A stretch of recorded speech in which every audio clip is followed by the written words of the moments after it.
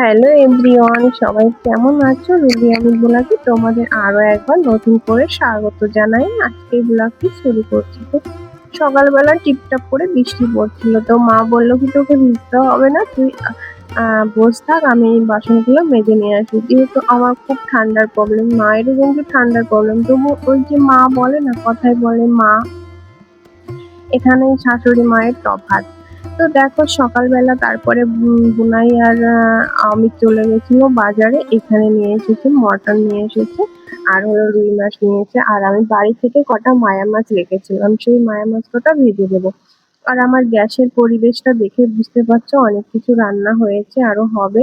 তো আমি, বোন রান্না করবে, আমি একটু কিছু মাছগুলো ভেজে দিচ্ছি আর বোন একটু পুজো দিয়ে সিমই খেয়ে নিচ্ছে। কারণ অনেকদিন সিমই করা হয় না, তো মা বলছিল একটু সিমই কর, খাবো, তার জন্য একটু সিমই রান্না করছিলাম। আর এপাশে আমি ভাত বসিয়ে দিয়েছি, বোন খেয়ে রান্নাটা করবে। তো আর আমি এদিকে বাইরের কাজগুলো সেরে নেব, চলো। তো বাইরের কাজগুলো সারতে হবে, কারণ বৃষ্টি হচ্ছে, টিপটাপ টিপটাপ করে বৃষ্টি পড়ছিল। এখন একটু বৃষ্টি মানে চেয়ারটি, যেটাকে বলা হয় চেয়ারটি দিয়েছে। আর আমাদের এই গ্রামের পরিবেশটা তোমাদের কেমন লাগে অবশ্যই কমেন্ট করে জানাবে। আর আমি নদিয়ার ছোট্ট গ্রামের একটি মেয়ে বা বউ। আর আমি, অনেকেই আমাকে বলছে তুমি বাপের বাড়ি কেন থাকো, শ্বশুর বাড়ি কেন যাও না। দেখো, তোমাদের আগেও বলেছি আর এখনো বলছি, আমার প্রবলেম আছে তাই যাই না। আর সবকিছু সবসময় বলতে ভালো লাগে না। তো যাই হোক, তো দেখো আমি সিঁড়িটা ভালো করে ধুয়ে নেব, কারণ সিঁড়িতে জল জমেছিল, কাদা কাদা হয়ে গেছিল, চপ্পল পরে পরে এসেছিল। সেটাকে আমি সুন্দর করে আগে ধুয়ে নেব। ধুয়ে আমি একটু মুছে নেব, যেহেতু তাহলে ভালো করে শুকিয়ে যাবে। আর তারপরে আমি, এতগুলো চপ্পল, সবার মনে হচ্ছে দুজোড়া করে চপ্পল হয়ে গেছে, এমন হয়েছে। আমি কিছুটা চপ্পল মানে ওই সিঁড়ির পরে দিয়ে দেবো, আর কিছুটা চপ্পল ওখানে দিয়ে একটু পরে তুলে নেবো, যেগুলো জল ঝরে যাবে গিয়ে। আর এই জল ঝরে গেলে পড়তেও ভালো লাগবে আর কিছু তুলেও রাখতে পারবো তার জন্য। তো তার জন্য আমি চপ্পলগুলো চলো ধুয়ে নিই।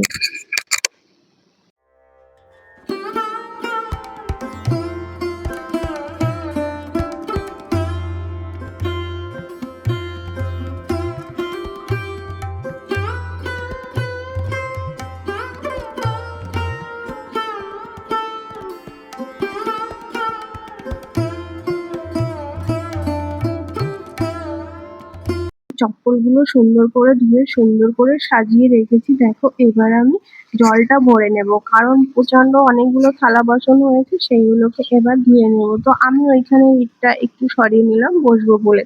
আর এখানে অনেক থালা বাসন হয়ে আছে, সেইগুলোকে আমি চলো ধুয়ে নিই।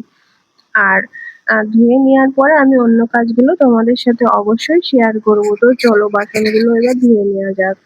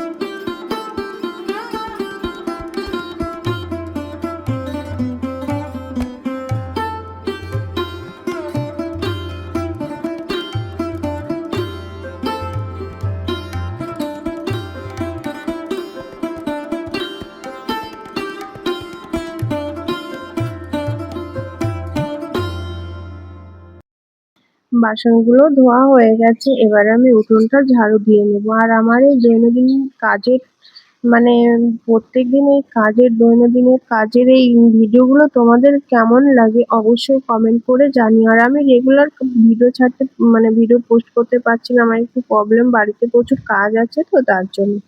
এখন থেকে চেষ্টা করব ভিডিও রেগুলার দেওয়ার, তোমাদের পাশে থাকবো। তোমাদের ভিডিও আমি দেখবো। তো যাই হোক, চলো আমি উঠোনটা ঝাড়ু দিয়ে নেই, তোমরা সঙ্গে থাকো। দেখার আগে একটা করে লাইক করে দিও।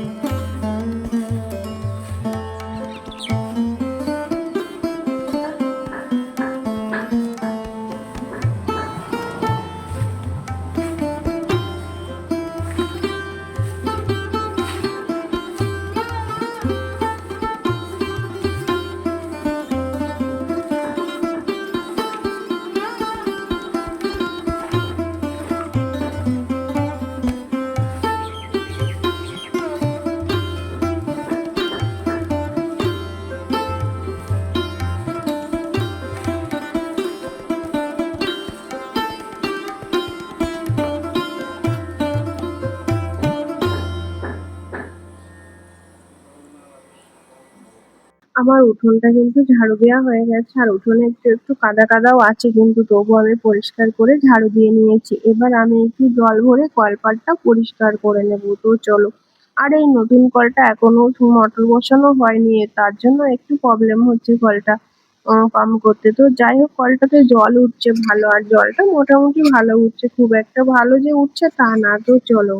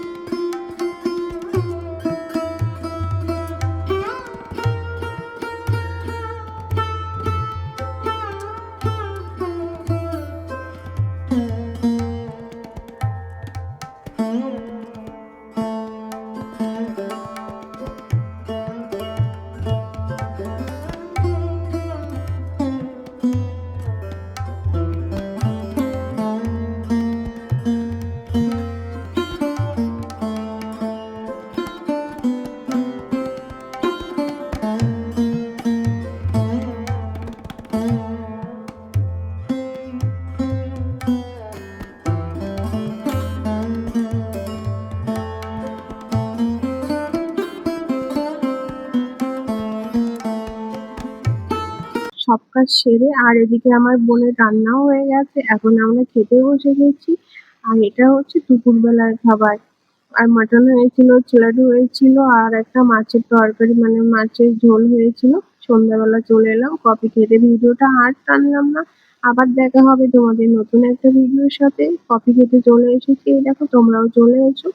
আর আজকের মতো বিদায় নিচ্ছি। আবার দেখা হবে নতুন একটা ভিডিওর সাথে। তত সময় তোমরা যে যেখানেই থাকো অনেক ভালো থেকো, অনেক সুস্থ থেকো।